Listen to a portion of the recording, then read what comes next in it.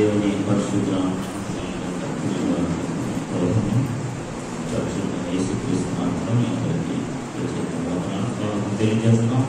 మరొకసారి దేవుని వాక్యం చదువుతున్నాం. అపోస్తలుడైన పౌలు కొలస్సీయులకు రాసిన పత్రిక 9వ అధ్యాయము 21, 22, 23 వచనాలు. మరియు గత కాలమందు దేవునికి దూరస్తులను మీ దుష్క్రియల వలన మీ మనసులో విరోధ భావం గలవారని ఉండిన మిమ్మును కూడా తన సన్నిధిని పరిశుద్ధులుగాను నిర్దోషులుగాను నిరపరాధులుగాను నిలవబెట్టుటకు ఆయన మాంసయుక్తమైన దేహమందు మరణము వలన ఇప్పుడు మిమ్మల్ని సమాధానపరచను. పునాది మీద కట్టబడిన వారై స్థిరముగా ఉండి మీరు విన్నట్టు ఆకాశము కింద ఉన్న సమస్త సృష్టికి ప్రకటింపబడినట్టు ఈ సువార్త వలన కలుగు నిరీక్షణ నుండి తొలగిపోక విశ్వాసమందు నిలిచి ఉండిన యెడల ఇది మీకు కలుగును. నేను ఆ సువార్తకు పరిచారకుడనైతిని. హల్లెలూయా.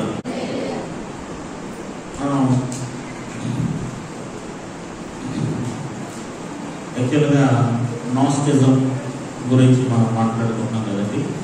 అపోస్తలుడైన పౌలు క్రీస్తు కోసం ఏం చెప్తున్నాడంటే,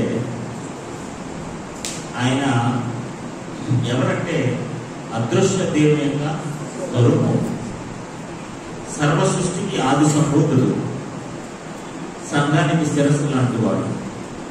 ఇప్పుడేం చెప్తున్నాడంటే ఆయన ఎవరో తెలుసా? దేవునికి మనుషునికి మధ్య సమాధానాన్ని స్థాపించేవాడు.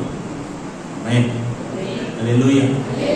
ఇక్కడ మీకు 4 విషయాలు కనపడతాయి. 20, 19 19, 20, 21, 22, 23 ఈ 5 వచనాల్లో 4 విషయాలు స్పష్టంగా కనపడతాయి. నెంబర్ 1 సమాధానకర్త, నెంబర్ 2 సమాధానపరిచే విధానం, నెంబర్ 3 సమాధానపరచడానికి గల ఉద్దేశం, 4వది ఆ సమాధానం యందు నిలిచికొండుట.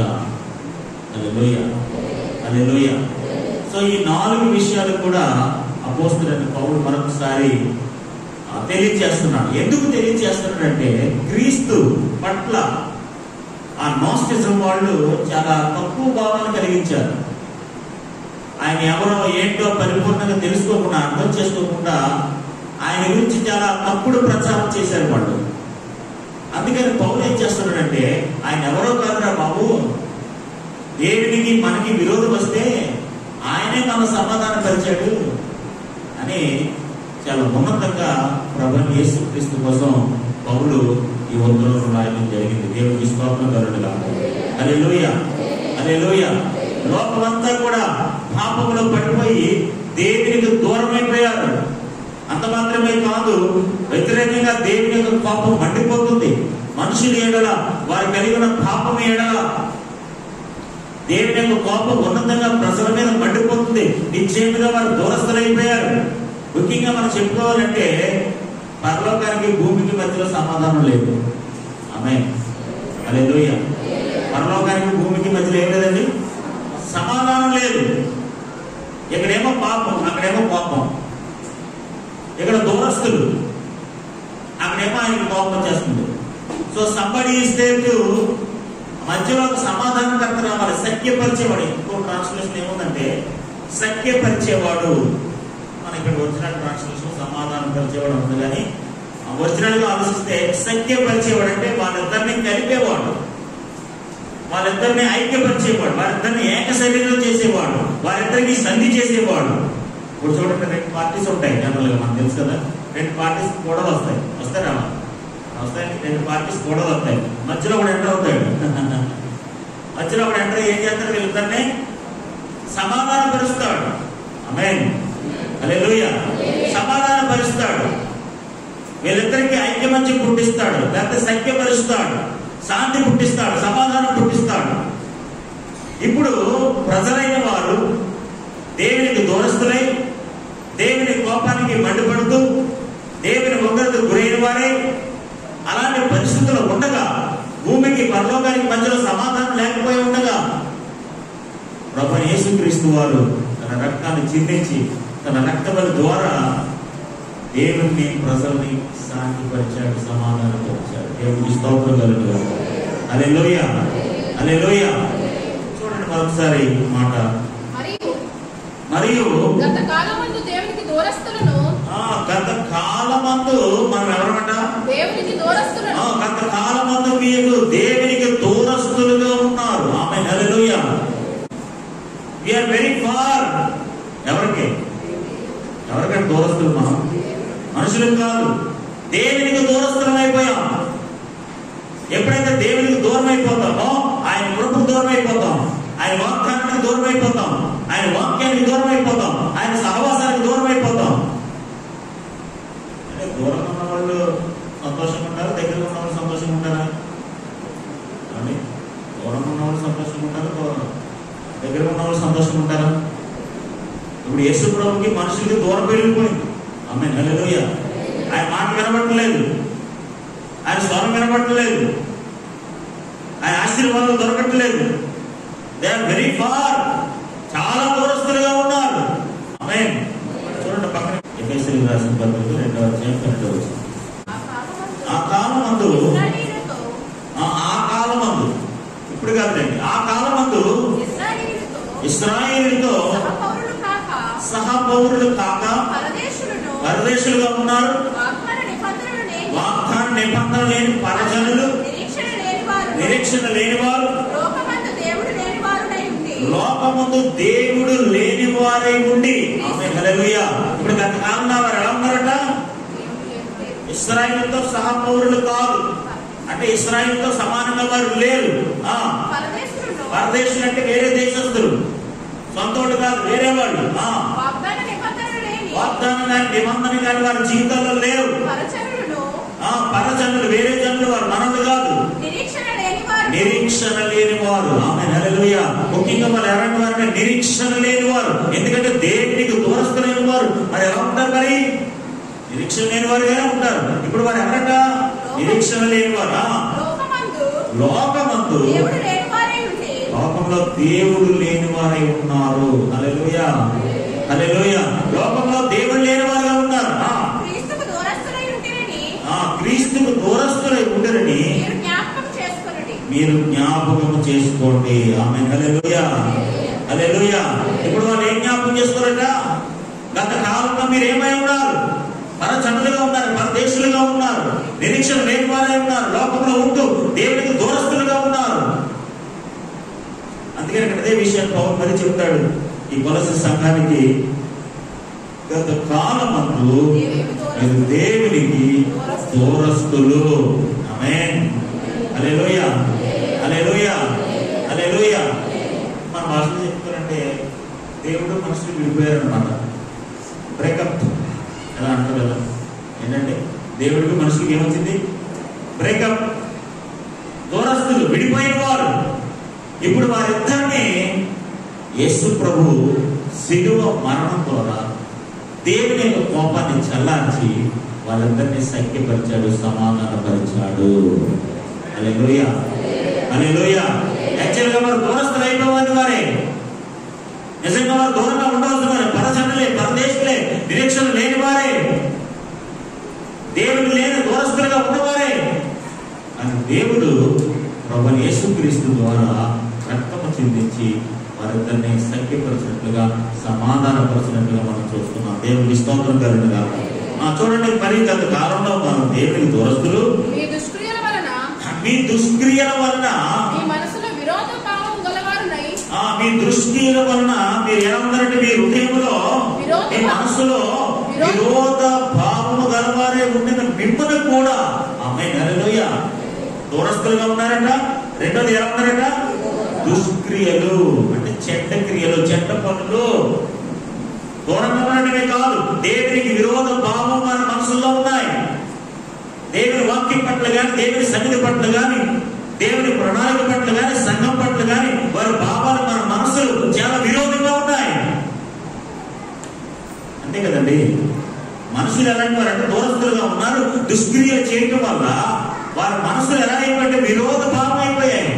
ఏం చెప్పినా తంటే, ఏం చేసినా తంటే. సో అలా ఉన్నారు వాళ్ళు. ఆమేన్, హల్లెలూయా. అలా ఉంటే దేవుడు కోపం రాదా? వారి మనసులో దేవునికి విరోధ భావం కలిగి ఉండటం వల్ల మరి దేవుడికి కోపం రాదండి? దేవుడు వారి మీద మండిపడరా? మరి భూమికి పరలోకానికి సంబంధం ఎక్కడుంది? పౌలు ఏం చెప్తాడంటే, అపోస్తలుడైన పౌలు కొలస్సీ సంఘానికి ఏం చెప్తున్నాడంటే, బాబు ఇదిరా మీ పరిస్థితి. క్రీస్తు చాలా తక్కువ కూడా చెప్తున్నారు కదా. క్రీస్తు ఎవరో సృష్టించబడిన వాడని చెప్తున్నారు కదా. ఆయన ఒక దేవుని దూతని చెప్తున్నారు కదా.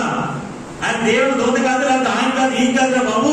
యాక్చువల్ గా మనం ఈ స్థితిలో ఉన్నాం, ఇలా ఉన్నాం, ఇలాంటి విరోధ భావం కలిగి ఉన్నాం. అలా ఉన్న మనల మీద దేవుని ఉగ్రత మండి పడిపోతుంది.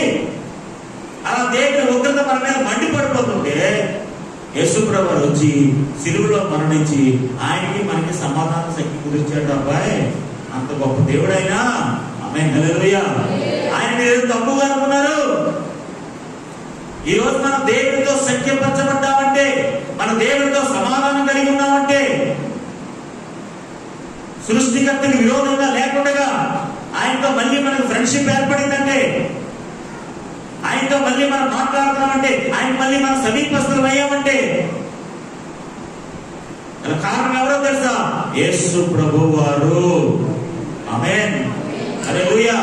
ఆ యేసు ప్రభు గురించి మీరు ఏమనుకుంటారో తెలుసా? ఆయన ఎవరి చేత సృష్టించబడిన వారు అంటున్నారు. దేవునికి ఆయనకి సంబంధం లేదంటున్నారు. సృష్టికి ఆయనకి సంబంధం లేదంటున్నారు. సంఘానికి ఆయనకి సంబంధం లేదంటున్నారు. అది ఏ సంబంధం లేకపోతే మన దేవునికి మనకి ఆ సంబంధాన్ని ఎలా గుర్తించాడంటారు? ఆమేన్, హల్లెలూయా, హల్లెలూయా, హల్లెలూయా. ప్రియమైన దేవుని బిడ్డలారా, నిజంగా దేవునికి దూరస్తులుగా ఉన్నామా? మన దృష్టి మన విరోధ భావం, మన మనసులో విరోధ భావం ఉండడం వల్ల దేవుడి పట్ల దేవుని యొక్క ఉగ్రత మనుషుల మీద మండిపోతుంది.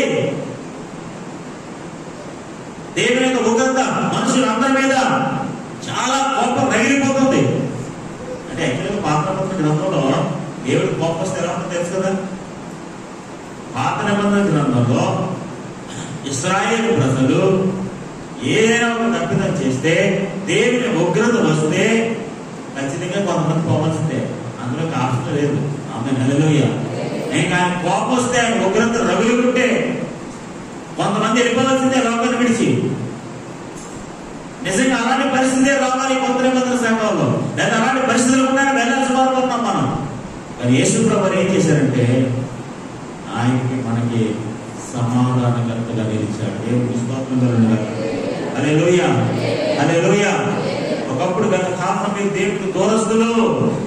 మీ దుష్క్రియల వలన, మీ మనసులో ఉన్న విరోధ భావం వలన ఆయన కోపం రగిలిపోతుంది, మండిపోతుంది మీ మీద. అలాంటి వారిని మిమ్మల్ని కూడా, ఆమేన్, హల్లెలూయా, అలాంటి వారిని తెలిసి కూడా ఈ క్వాలిటీస్ అన్ని మనకు ఉన్నాయి కదండి. యాక్చువల్గా అక్కడ పౌలు గారు చెప్పిన క్వాలిటీస్ అన్ని మనకు ఉన్నాయి. మన దూరస్తులమే, ఆయన ఏ సమీపస్తులం కాదు. ఇప్పుడు కూడా దూరస్తులమే. మన ఆలోచనలో దూరస్తులము, మన మనసుల్లో దూరస్తులము. ఇప్పుడు కూడా దేవుని పట్ల, లేదా ఆయన వాక్యం పట్ల, ఆయన సహవాసం పట్ల, ఆయన కార్యక్రమం అన్ని పట్ల మనకి విరోధ భావమే. ఎక్కడ సానుకూల భావం ఎప్పుడుంది? ప్రతి దానికి విరోధమే, ప్రతి దానికి విరోధ భావం. మనసులో విరోధమైన ఒపీనియన్సే, అంటే వ్యతిరేకమైన ఆలోచనలు అనమాట. విరోధ భావం అంటే వ్యతిరేకమైన ఆలోచనలు. దేవుని కార్యక్రమాల పట్ల, దేవుని పని పట్ల, దేవుని ఉద్దేశాల పట్ల, దేవుని వాక్యాల పట్ల ఎప్పుడు కూడా సానుకూలంగా స్పందించింది పోయిందని లేదు. ఎప్పుడు కూడా విరోధ భావమే. అందుకే కోపం వచ్చింది. ఆమేన్, హల్లెలూయా, హల్లెలూయా. ఇప్పుడు ప్రతిదానికి ఎదురు విరోధంగా మాట్లాడారనుకోండి, ఎటువంటి తెప్పమన్నారనుకోండి, తెప్పి తీసిరాడా అని చెప్పండి. ఇప్పుడు ఎటువంటి తెప్పమన్నారనుకోండి, ఆడ ఆరంటే మీకు 9 అన్నారంటే, మీకు 9 అంటాడు 6 అంటాడు. మరి మీకు కోపరాధం ఏమిటి? చెప్పిన పనులు మీరు చేయకపోతే అవతల కోపరాదండి. ప్రతిదానికి విరోధ భావంతో మీ మనసులో విరోధ భావం పెట్టుకుని అలా జీవిస్తుంటే, అలా మాట్లాడుతుంటే మరి దేవుడు కోపం, మనుషులకే కోపం, దేవుడు కోపం రాదా? వస్తుందా చెప్పండి? వస్తుందా కదా? కోపం మండిపోదా? దేవుడు కోపం రాదా? మనుషులుగా మనకే వచ్చేస్తుంది కదా కోపం. దేవుడికి ఎందుకు కోపం రాదు? దేవుని యొక్క కోపము మనుషుల మీద మండిపోతుంది అనుకుంది ఇక్కడ. The angry of God, దేవుని యొక్క కోపము ఒక అగ్ని వలె మనుషులను దహించి వేస్తుంది. సంబడి ఎవరో వెళ్ళి కూల్ చేయాలి. ఆమె హల్లెలూయా హల్లెలూయా. జనరల్గా అంటే కోపం ఉంటుంది పిల్లల మీద కదా. మధ్యలో తల్లి ఏం చేస్తుంటుందండి, కూల్ చేస్తూ ఉంటుంది. వదిలేండి వదిలేండి వదిలేండి వదిలేండి. ఒకసారి ఎలా కోపం వస్తుంది, తర్వాత మావాడు కూల్ చేస్తూ ఉంటాడు. ఉండమ్మా ఉండమ్మా ఉండమ్మా. ఇక్కడ ఏం జరుగుతుంది, ఒకరు కోపం వస్తుంటే ఒకరు ఉగ్రత గురవలసి వస్తే మధ్యలో ఎవరో ఒకరికి సమాధానం పరుస్తున్నారు. That's what Jesus done. అదే యేసు ప్రభు చేసింది. ఒకరు తప్పు చేస్తే, ఒకరు దూరం అయిపోతే, దుష్క్రియ చేస్తే, మనసులో విరోధభావం ఉంటే, దేవుని యొక్క కోపం వారి మీద రగిలిపోతుంటే మధ్యలో పైన వెళ్ళి ఆయన సమాధానం పరుస్తున్నాడు. ఆమేన్ హల్లెలూయా హల్లెలూయా. సమాధాన పరిచేవారు దేవునికి స్తోత్రం కలుగుతుంది. హల్లెలూయా హల్లెలూయా. మన వాళ్ళు ఎలా ఉంటారంటే ఇంకా అగ్గిహేస్తారు అనుకోండి. రకాల ఏం చేస్తాం, ఒళ్ళే ఇక్కడికి ఏదో పాటిస్తున్నట్టు గొడవ వచ్చింది, మనం వెళ్ళి సైక్యపరచాలి సమాధాన పరచాలి ఉంటారు అని అంటామమ్మా. అలాంటిదేనమ్మా అలాంటిదేనమ్మా. అది ఇంకో 2 పుల్లలు వేసి స్టిక్ మినిస్ట్రీ పుల్ల వేస్తుంటారు అనమాట. 2 గొడవల మధ్య పుల్ల వేసి పేర్చుంటారు కొంతమంది. ఓళ్ళమ్మ వదిలేమ్మా అని అంటారు, ఓళ్ళమ్మ క్షమించేమ్మా అని అంటారు, ఓళ్ళమ్మ ఈసారికి ఏదో అయిపోయింది వదిలే అనే బ్యాచ్ ఎవరైనా ఉంటారేమో చూస్తాను. ఈశ్వరక్తి ఎలాంటి బ్యాచ్ ఎవరు కనపడలేదు. ఇంకా పుల్లలేసి ఇంకా పుల్లలేసి దాన్ని ఇంకా లేపుతా ఉంటారు. హల్లెలూయా హల్లెలూయా హల్లెలూయా. యేసు ప్రభు మనసు కలిగిన వారమే మనం సఖ్యపరిచే వారమై ఉండుము గాక. యేసు ప్రభు మనసు గల వారమే ప్రతి ఒక్కరిని సమాధానపరచుదుము గాక. హల్లెలూయా. ఇప్పుడు వీళ్ళిద్దరికీ రగిలిపోతుంటే మధ్యలో సమాధానం లేకపోతే ఎలా? జనరల్గా దూరస్తులో ఉంటాం, దుష్క్రియలు ఇలాంటివి ఉంటాయి, కార్యక్రమాలు ఇలాంటి జరుగుతాయి, విరోధం ఇవన్నీ ఉంటాయి. కానీ మధ్యలో యేసు ప్రభు అనేవాడు సత్యపరిచేవాడుగా ఉన్నాడు. దేవుడికి స్తోత్రం కలుగును గాక. హల్లెలూయా హల్లెలూయా. ఈరోజు మనం ఎంత ఉన్నతమైన క్రీస్తు యేసు కలిగిన ఈ మనసు మీరు కలిగి ఉంటున్నట్టు ఇదే మనసు. ఆయన మనసు ఏంటో తెలుసా? సత్యపరచడమే. ఆయన మనసు ఏంటో తెలుసా? 2 పార్టీస్ మధ్యన సమాధానం పరచడమే. కొంతమంది గొడవలు కూల్ చేయమంటే గొడవలు రేపెత్తుంటారు. ఆడప్రభావం అంటే ఇంకా ఇంటికెళ్తుంటారు, ఇంకా గట్టేసేస్తారు, ఇంటి గట్టేసేస్తారు. అందులో 10 గంటేసినా పర్లేదు, కొద్ది లేట్ అవుతుంది కావడానికి. అటుకొచ్చి ఇంటి గట్టేసేస్తుంటారు, అందులో ఇంకా వదిలిపోతుంటుంది. ఇంటిగంటి బ్యాచ్ అనమాట. మొదలట ఆ బ్యాచ్ ఇంటిగంటి బ్యాచ్ అనమాట. ఏం పని పడుతుంది అటుకొచ్చి ఇంటిగంటి పడేనే చేసి రక్షించే. హల్లెలూయా హల్లెలూయా. గత కాలంలో మీరు దూరస్తులు, గత కాలంలో దుష్క్రియల వలన మీ హృదయంలో విరోధమైన భావం ఉండటం వలన దేవుని యొక్క కోపం మీ మీద మండిపడిపోతుంది. Here comes Jesus Christ. ఇక్కడ యేసు ప్రభువు దిగి వస్తున్నాడు. ఆమేన్ హల్లెలూయా. ఇలాంటి పరిస్థితులు ఎప్పుడైనా జీవితంలో సంభవిస్తే, ఒక పార్టీ మీద ఇంకో పార్టీ కోపం రగిలిపోతుంటే మధ్యలో సమాధాన పరిచేవాడు కదా వద్దు కాక. యేసు ప్రభువు ఎలాగైతే ఈ 2 పార్టీస్ ని సఖ్యపరిచాడో, ఇంకో తెలుసా అంటే భూమికి పరలోకానికి మధ్యలో సమాధానం లేదట. ఆమేన్. పరలోకంలో దేవుడు, భూమి మీద మధ్యలో ఏం లేదు, సఖ్యత లేదు, సమాధానం లేదు. అప్పుడు యేసు ప్రభువు మధ్యలో వచ్చారు. దేవునికి స్తోత్రం కలుగును గాక. హల్లెలూయా హల్లెలూయా. యేసు ప్రభువు మధ్యలో వచ్చారు. He brought peace. ఆయన సమాధానకర్తగా సమాధానాన్ని మోసుకొచ్చాడు. సమాధానం పరిచే విధానం ఏంటో తెలుసా? కలువరి శిలువలో ప్రాణం పెట్టడమే. Hallelujah. This is the process. ఇదే విధానం, ఇదే పద్ధతి. యేసు ప్రభువు కలువరి శిలువలో ప్రాణం పెట్టి రక్తం బలి చేసి మనందరి కోసం రక్తం చిందించి ఆ రక్తం వలన ఒక ధూపము వలె, సువాసనతో కూడా ధూపం వలె ఆయన సమాధానపరిచాడు అన్నాడు. దేవునికి స్తోత్రం కలుగును గాక. మన మీద ఉన్న కోపం పోయింది. దేవునికి స్తోత్రం కలుగును గాక. హల్లెలూయా హల్లెలూయా. మన దూరంగా ఉన్న వాడి దగ్గరికి తెచ్చేసుకున్నాడు. ఆమేన్ హల్లెలూయా హల్లెలూయా. మనం దేవునికి మంచి బిడ్డలం అయిపోయాం, దేవునికి సమీపస్థలం అయిపోయాం. దేవునికి స్తోత్రం కలుగును గాక. హల్లెలూయా. ఇప్పుడు మీకు అర్థమైంది కదా ఎందుకు పౌలు క్రీస్తు గురించి అంత ఉన్నతంగా మాట్లాడుతాడు. మీకు అర్థమవుతుంది కదా. క్రీస్తు కోసం, యేసు ప్రభువు కోసం పౌలు ఎందుకు అంత ఉన్నతంగా మాట్లాడుతాడంటే వాళ్ళు క్రీస్తుని యేసు ప్రభువు తక్కువ చేసి మాట్లాడారు. దేవుడితో సంబంధం లేదన్నారు, సృష్టితో సంబంధం లేదన్నారు, సంఘంతో సంబంధం లేదన్నారు. అసలు క్రీస్తు అంటే ఎవరో అని చాలా తక్కువ చేసి మాట్లాడారు. పౌలు ఏం చేస్తానంటే యేసు ప్రభు ఎలాంటి వాడో చూపిస్తున్నాడు. ఎవరో తెలుసా నీకు? పరలోకానికి భూమికి మధ్యలో సమాధానం తెచ్చిన వాడు యేసు ప్రభు చెప్తున్నారు. దేవునికి స్తోత్రం కలుగుతుంది. వీళ్ళందరూ దురస్తులైపోతే దేవుని యొక్క కోపం వారి మీద మండిపడిపోతుంటే వాళ్ళందరినీ సమాధానపరిచిన వాడు యేసు ప్రభు అని అపోస్తలుడైన పౌలు కొలస్సీ సంఘానికి చెప్తున్నాడు. దేవునికి స్తోత్రం కలుగుతుంది. హల్లెలూయా. నిజంగా ఎలా సమాధానపరిచాడు తెలుసా? తన ప్రాణాన్ని అర్పించి సమాధానపరిచాడు. దేవునికి స్తోత్రం కలుగుతుంది. తన ప్రాణాన్ని అర్పించాడు, రక్తము చిందించాడు. అంత గొప్ప త్యాగం చేసి పరలోకానికి భూమికి మధ్యలో సమాధానం తీసుకొచ్చాడు యేసు ప్రభు. అలా యేసు ప్రభును తప్పు చేసి మాట్లాడుతున్నావు. ఆయన ఎవరి చేత సృష్టించబడిన వాడు అంటున్నావు, దేవతలు అంటున్నావు, రక్త మాంసములు కలిగిన వాడు కాబట్టి అతను చెడ్డవాడు అంటున్నావు. ఇలా రకరకాలుగా ఆయన గురించి మీరు మాట్లాడుతున్నారు కదా. ఆయన ఎవరో తెలుసా? సమాధానాన్ని తీసుకొచ్చిన వాడు. ఆమేన్, హల్లెలూయా. సమాధానాన్ని మోసుకొచ్చిన వాడు, తన ప్రాణాన్ని అర్పించి దేవుడిని శాంతపరిచిన వాడు, దేవుడిని శక్తిపరిచిన వాడు. అలాంటి గొప్పవాడు యేసు ప్రభు. ఆమేన్, హల్లెలూయా, హల్లెలూయా. ఈరోజు ఎవరైనా యేసు ప్రభు కోసం తప్పుగా మాట్లాడితే ఇలాంటి మాటలు నాకు గుర్తుండాలి. ఎవరికో చెప్పడానికి కాకపోయినా కనీసం మనకైనా తెలియాలి. యేసు ప్రభు ఎవరంటే మనుషుల మీద ఉగ్రత రాకుండా కాపాడిన వాడు, శాంతిపరిచిన వాడు. ఆమేన్, హల్లెలూయా, హల్లెలూయా. అందుకే ఏ పేరు తెలుసా? సమాధానకర్త. Amen, hallelujah, hallelujah. In the founder of peace. సమాధానానికి ఆయనే కర్త. చూడండి, మరొకసారి ఆ మాటలు చదువుతాం.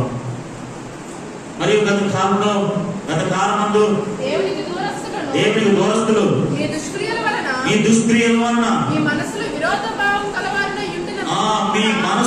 విరోధమైన భావము గలవారై ఉండిన మిమ్మను కూడా జాగ్రత్తగా వినండి. ఆమేన్, హల్లెలూయా. ఇప్పుడు ఏంటి ఉద్దేశం? యేసు ప్రభు యొక్క ఉద్దేశం ఏంటి తెలుసా? తన సన్నిధిని పరిశుద్ధులుగాను, నిర్దోషులుగాను, నిరపరాధులుగాను నిలవబెట్టుటకు. ఆమేన్, హల్లెలూయా, హల్లెలూయా. ఇప్పుడు అలా ఉన్నవాడిని ఇలా చేయాలనుకుంటాడు. ఎంత గొప్ప దేవుడు చూడండి. కోపం రగిలిపోతున్న మనుషుల మీద కోపం, దేవుడి కోపం రగిలిపోతుంటే అలాంటి వాడిని తీసుకొచ్చి తన సన్నిధిని, ఆమేన్, హల్లెలూయా, ఆయన సన్నిధిలో ఎలా పరిశుద్ధులుగా, అంటే ఏ దుష్క్రియలు వారి జీవితంలో లేని వారిగా, విరోధ భావం లేని వారిగా, దూరస్తులుగా కాకుండా సమీపస్తులుగా, పరిశుద్ధులుగాను, నిర్దోషులుగాను, నిరపరాధులుగాను. ఆమేన్, హల్లెలూయా, హల్లెలూయా. యేసు ప్రభువట తన సన్నిధిని, దేవుని సన్నిధిలో వీళ్ళందరినీ కూడా పరిశుద్ధులుగా, నిరపరాధులుగా, నిర్దోషులుగా నిలబెడతారట. ఆమేన్, హల్లెలూయా, హల్లెలూయా, హల్లెలూయా. ఎంత గొప్ప దేవుడు అంటే ఆయన. నిజంగా వాళ్ళందరూ దుష్క్రియలు చేసిన వారు, దేవుడి దోస్తులు, విరోధ భావం కలిగిన వాళ్ళే. కానీ వాళ్ళందరినీ కూడా క్రీస్తు రక్తంలో కడిగేసి వారందరి కోసం ఆయన ప్రాణం అర్పించేసి వాళ్ళందరినీ తీసుకొచ్చి ఆయన శరీరంలో చూడండి. ఒకప్పుడు దోస్తులు కదా, ఒకప్పుడు దుష్క్రియలు చేసిన వాళ్ళు కదా, ఒకప్పుడు విరోధ భావం కలిగిన వారు కదా. ఇప్పుడు వారు వారు కాదు అని చెప్పేసి దేవుని సన్నిధిలో పరిశుద్ధంగా నిలబెడతారట. ఆమేన్, హల్లెలూయా. నిర్దోషులుగా నిలబెడతారట. ఏ అపరాధం లేదు వారిలో, ఏ దోషము లేదు, ఏ పాపము లేదు, ఏ మచ్చ లేదు, ఏ కలంకము లేదు. చూడండి, పక్కన ఎఫెసీయులకు రాసిన పత్రికలో 16 నుంచి 2వ అధ్యాయం 2:16.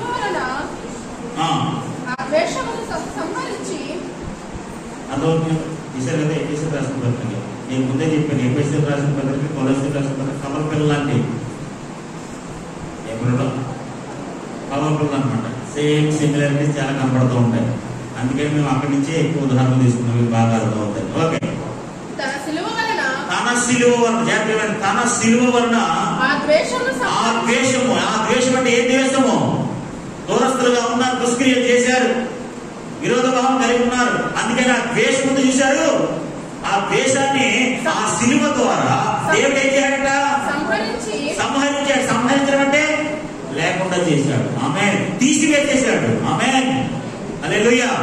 చూడండి మరి ఆ సిలువ ద్వారా తన సిలువ వలన ఆ ద్వేషమును సంహరించేసి ఆ ద్వేషం లేకుండా దేవుని యొక్క ద్వేషం లేకుండా ఇవాళ మీద లేకుండా చేసి దాని ద్వారా మీరిద్దరిని ఏక శరీరముగా చేసి ఆమేన్. హల్లెలూయా. హల్లెలూయా. ఏం చేశారట? మీరిద్దరిని ఏక శరీరముగా చేసి దేవునితో సమాధానపరచవలెనని ఇలాగు చేసిన కనుక ఆయనే మనకు సమాధానకారుడై ఉన్నాడు. ఆమేన్. హల్లెలూయా. హల్లెలూయా. హల్లెలూయా. చూడండి 17 కూడా. మరియు ఆయన వచ్చి ఆమేన్. హల్లెలూయా. మరియు ఆయన వచ్చి దూరస్థులైన మీకును సమీపస్థులైన వారికి సమాధాన సువార్తను ప్రకటించాను. ఆయన ద్వారానే మన ఉభయులము ఒక ఆత్మయందు తండ్రి సన్నిధికి చేరగలిగి ఉన్నాము. దేవుడికి స్తోత్రం కలుగునుగా. హల్లెలూయా. అర్థమైందండి? ఇప్పుడు అలా ఉండేవాడు మనల్ని ఆ ద్వేషాన్ని సంహరించేసి ఆమె హల్లెలూయా దేవుడు సమాధానకారకుడయ్యాడట. దేవుడికి స్తోత్రం కలుగునుగా. అలాంటి మనల్ని పరిశుద్ధులుగా, నిర్దోషులుగా, నిరపరాధులుగా ఆయన సన్నిధిలో నిలబెట్టాడు. మనం దేవుడికి స్తోత్రం కలుగునుగా. నిజంగా వేరే కోర్సులు ఉన్నాయి. అది అసలు చెప్పాలంటే దేవుడికి మనకి విడుదల అయిపోవాలా. హల్లెలూయా. బ్రేకప్ అయిపోవాలా. ఎందుకంటే అంత కోపం మన మీద అయింది. దూరస్తులం, విరోధభావం కలిగిన వాళ్ళు, దుష్క్రియలు చేస్తున్న వాళ్ళు, ఎక్కడ ఆప్షన్ లేదు కూలవడానికి దేవుడు. అలాంటి పరిస్థితుల్లో యేసు ప్రభువు తన సిలువ మరణం ద్వారా సంధి చేశాడు. అమ్మాయి మార్గాన్ని సరళం చేశాడు. అమ్మాయి హల్లెలూయా. చూడండి కొలస్సీయులకు రాసిన పత్రిక వచ్చేద్దాం. తన సన్నిధిని పరిశుద్ధులుగాను, నిర్దోషులుగాను, నిరపరాధులుగాను నిలవబెట్టుటకు ఆయన మాంసయుక్తమైన దేహమందు మరణము వలన ఇప్పుడు మిమ్మును సమాధానపరిచెను. హల్లెలూయా. ఆయన మాంసయుక్తమైన దేహమందు మరణము వలన. ఆ మాట ఎందుకు వాడాలంటారు పౌలు భక్తుడు? మాంసయుక్తమైన దేహమందు అనే మాట ఎందుకు వాడాల్సి వచ్చిందో తెలుసా? అంటే మీకు అందుకు ముందే చెప్పాను కదా, వాళ్ళకి శరీరం అనగా చెడ్డది, ఆత్మ ఒకటే మంచిది. ఇప్పుడు ఈ చెడ్డ శరీరము ద్వారా యేసు ప్రభువు ఏం చేస్తారు? వాళ్ళ దృష్టిలో మన దృష్టిలో కదండి, వాళ్ళ దృష్టిలో ఎక్కడంటే their knowledge, their philosophy, their study, వాళ్ళ చదువు వల్ల, వాళ్ళ ఫిలాసఫీ వల్ల, వాళ్ళ ఉద్దేశంలో ఏంటంటే తెలుసా? Body is bad, soul is good. లోపల ఆత్మ మంచిది కానీ పైన ఉన్న శరీరం చెడ్డది. ఈ చెడ్డ శరీరం ద్వారా మనం ఏమి చేయలేం, చెడ్డ పనులు తప్ప. కానీ ఇక్కడ అదే విధంగా యేసు ప్రభు గురించి వాళ్ళు ఏమంటారంటే, ఈ చెడ్డ శరీరం యేసు ప్రభు శరీరము ఎలా సమాధానం వస్తుంది? ఈ చెడ్డ శరీరం ఏం చేస్తుంది అని వాళ్ళ ఒక ఉద్దేశం అనమాట. ఇప్పుడు పౌలు ఏమంటాడంటే, మాంసయుక్తమైన ఆ శరీరం ద్వారా ఆమేన్ హల్లెలూయా హల్లెలూయా మరణము వలన ఇప్పుడు మనము సమాధానపరచబడెను. హల్లెలూయా హల్లెలూయా. వెరీ సింపుల్ అండి, వెరీ సింపుల్. పరలోకానికి భూమికి మధ్యలో సమాధానం లేదు. That's very fact. మనం దూరస్థలం అయిపోయాం. దేవుని యొక్క కోపం మన మీద మండిపోతుంది. యేసు ప్రభువు మాంసయుక్తమైన శరీరం ద్వారా మరణం వలన దేవునికి మనకి సమాధానం సమకూర్చాడు, సంధి చేశాడు. హల్లెలూయా హల్లెలూయా హల్లెలూయా. ఎందుకు అలా చెప్తున్నాడు పౌలు భక్తుడు? యేసు ప్రభు యొక్క గొప్పతనాన్ని వారికి ప్రకటిస్తున్నాడు. వాడు తక్కువ భావం కలిగి ఉన్నారు కాబట్టి, వారి ఆలోచనలు వేరుగా ఉన్నాయి కాబట్టి, వారి తలంపులు ఇవన్నీ కూడా యేసు ప్రభు పట్ల చాలా తక్కువగా ఉన్నాయి కాబట్టి, విరోధ భావం కలిగి ఉన్నారు కాబట్టి, పౌలు గారు ఏం చేస్తారంటే ఆ ఎక్స్ప్లెనేషన్ ఇస్తున్నాడు. ఆయన ఎవరో కాదు అబ్బాయి, అదృష్ట దేవుని యొక్క స్వరూపము. అంత మాత్రమే కాదు, సర్వ సృష్టికి ఆది సంబంధుడు, సంఘానికి శిరస్సు. అంత మాత్రమే కాదు, పరలోకానికి భూమికి మధ్యలో సమాధానాన్ని సిద్ధపరిచిన వాడు, దేవునికి మనుషునికి సంధి చేసిన వాడు. ఆయన ఎవరో కాదు, సమాధానకర్త. రోమిలకు రాసిన పత్రిక 5వ అధ్యాయం 10వ వచనం. శత్రువులమై ఉండగా ఆయన కుమారుని మరణం ద్వారా మనం ఏమై ఉన్నామట? శత్రువులమై ఉండగా. దేవునికి మిత్రులం కాదు, వీఆర్ ఎనిమీస్. ఎందుకంటే దూరస్తులము, దుష్క్రియలు చేయించిన వారము, విరోధ భావం కలిగిన వారము. So we are become enemies to God. దేవునికి మన శత్రువులు అయిపోయాం. హల్లెలూయా, హల్లెలూయా. ఇప్పుడు దేవుడు యేసుప్రభు ఏం చేశాడు తెలుసా? ఈ శత్రువుల్ని దేవుని మిత్రులుగా చేశాడు. హల్లెలూయా. ఈ దూరస్తుల్ని సమీపస్తులు చేసేసాడు. అంత గొప్ప కార్యం యేసుప్రభు వారు మన పట్ల చేశారు. దేవునికి స్తోత్రం కలుగునుగాక. హల్లెలూయా. ఏలయనగా శత్రువులమై ఉండగా ఆయన కుమారుని మరణము ద్వారా, ఆయన కుమారుని యొక్క మరణము ద్వారా మనం దేవునితో సమాధానపరచబడిన ఎడల సమాధానపరచబడిన వారమై ఆయన జీవించుట చేత మరి నిశ్చయముగా రక్షింపబడుతున్నాము. చూడండి చెప్పవచ్చును. అంతేకాదు మన ప్రభువైన యేసుక్రీస్తు ద్వారా మనము దేవుని యందు అతిశయపడుచున్నాము. ఓకే, ఆయన ద్వారానే మనము ఇప్పుడు సమాధాన స్థితి పొంది ఉన్నాము. పీస్ఫుల్ స్టేటస్, సమాధాన స్థితిని పొంది ఉన్నాం. ఎవరి ద్వారా? ఆయన ద్వారానే. ఆమేన్, హల్లెలూయా. ఆయన ద్వారానే ఇప్పుడు మనం దేవునితో సమాధాన స్థితి ఉన్నాము. లేకపోతే విరోధులమే, లేకపోతే శత్రువులమే, లేకపోతే దూరస్తులమే, లేకపోతే ఖచ్చితంగా ఆయన ఒకరికి గురవలసిన వాళ్ళమే. యేసుప్రభు వారు చేసిన ఆ మరణం వల్ల, త్యాగం వల్ల, శిలువ మరణం వల్ల ఈరోజు మనం సమాధాన స్థితిని పొందుకున్నాము. హల్లెలూయా, హల్లెలూయా. దేవుని ఒకరితో మన మీదకి రాలేదు. ఆమేన్, హల్లెలూయా. యేసుప్రభు వారు ఏం చేశారంటే అడ్డుకట్ట వేశారు. దేవునికి స్తోత్రం కలుగునుగాక. చూడండి కొలొస్సీయులకు రాసిన పత్రిక చూద్దాం. ఆయన మాంసయుక్తమైన దేహమందు మరణము వలన ఇప్పుడు మిమ్మను సమాధానపరిచిన 23వ వచనం. ఇప్పుడు మనకి ఏం దొరికిందంటే సమాధానం దొరికిందండి. ఇప్పుడు సఖ్యపరచబడ్డాం. ఓకే, ఏమైందండి? ఇప్పుడు ఆయన మనకి ఏమిచ్చిందండి? సమాధానం వచ్చింది, శక్తి ఏర్పడింది, బాండింగ్ ఏర్పడింది. Now very good, very fine. యేసుప్రభు ద్వారా సమాధాన స్థితిలోకి వచ్చేసాం. ఇప్పుడు మనం చేయాల్సింది ఏంటంటే ద ప్రూఫ్. మనం దాన్ని ఎలా ప్రూవ్ చేయాలంటే నిశ్చయముగా మనం సమాధానం కలిగి ఉన్నాం, దేవునితో సమాధాన స్థితిని పొందుకుంటున్నాం అనే రుజువు, ఆధారం ఏంటో తెలుసా? This is the proof. 23వ వచనమే మనం దేవునితో సఖ్యపరచబడ్డాం, సమాధానం పరచబడ్డాం అన్న దానికి రుజువు, ఆధారం, ప్రూఫ్. Okay, reading now. 23వ వచనం. పునాది మీద కట్టబడిన వారమై స్థిరముగా ఉండి. ఎలా ఉండాలండి మనం? స్థిరముగా ఉండి. ఎలా కట్టబడిన వారమై? పునాది మీద. ఇప్పుడు మన ఇల్లు ఎక్కడ కడుతున్నాం? మనం ఇసుక మీద కట్టేస్తారు. ఎక్కడ కడుతున్నారు? పునాది. ఎందుకంటే పెద్ద పునాది, స్థిరముగా, నిలకడగా. ఆమేన్. కూలిపోకుండా, పాడైపోకుండా, మళ్ళీ దూరస్థులమైన పాడైపో. ఒకసారి ఆవిడ ఏమైందో తెలుసా? సఖ్యత పోయింది కదా, దూరస్థులం అయిపోయాం, దుష్క్రియలో ఆయన కుటుంబం మండిపోయాం. ఇక్కడ మళ్ళీ అక్కమాట అలా జరగకూడదు. ఇంకా ఆమేన్. ఇంకా అక్కమాట అలా జరగకూడదు. ఇంకా పునాది మీద వేసేసుకోవాలి. ఆయన సమాధానం మనంతా ఆయనకి మనకి రిలేషన్షిప్ ఎలా ఉండాలంటే స్థిరంగా ఉండాలి. పునాది మీద వేసిన ఉన్నట్టుగా ఉండాలి.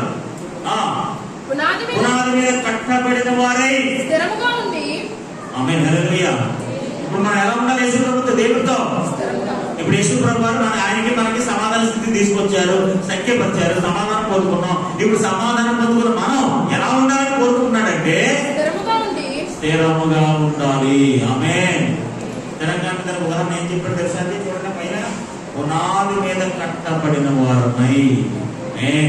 క్రీస్తు అనే బండ మీద కట్టబడిన వారమై. పునాది అంటే ఎవరు? క్రీస్తే. ఆమేన్, హల్లెలూయా, హల్లెలూయా. సంబంధించిన రిఫరెన్స్ చూపించడానికి మన టైం లేదు కానీ జాగ్రత్తగా వినండి. పునాది మీద కట్టబడిన వారమై స్థిరముగా ఉండి మీరు మీరు విన్నట్టు ద్వారా మీరు విన్నట్టండి. ఎవరి ద్వారా విన్నారు? వీళ్ళందరూ ఎవరి ద్వారా విన్నారండి? ఎపఫ్రా ద్వారా విన్నారు. ఎపఫ్రా అనే సహోదరుడు ద్వారా మీరు విన్న ఆ సువార్త విషయంలో మీరు స్థిరంగా ఉండాలి. మీరు విన్నట్టు ఆకాశం కింద ఉన్న సమస్త సృష్టికి ఆకాశం కింద ఉన్న సమస్త సృష్టికి ప్రకటింపబడినట్టు ఆకాశం కింద ఉన్న ప్రతి సృష్టికి ఏ సువార్త అయితే ప్రకటించబడ్డదో, ఎవరి ద్వారా అయితే మీరు సువార్త విన్నారో ఆ సువార్త ఈ సువార్త వలన కలుగు నిరీక్షణ నుండి తొలగిపోక ఆమేన్. హల్లెలూయా, హల్లెలూయా. స్థిరంగా ఉండాలి. మీరు విన్న, మీకు ప్రకటించబడ్డ సర్వలోకానికి ఆకాశం కింద సమస్త సృష్టికి ప్రకటించబడిన సువార్త వల్ల, మీరు విన్న సువార్త వల్ల, ఈ సువార్త వల్ల కలుగు నిరీక్షణ నుండి మీరు తొలగిపోకుండా స్థిరంగా ఉండండి. ఆమేన్.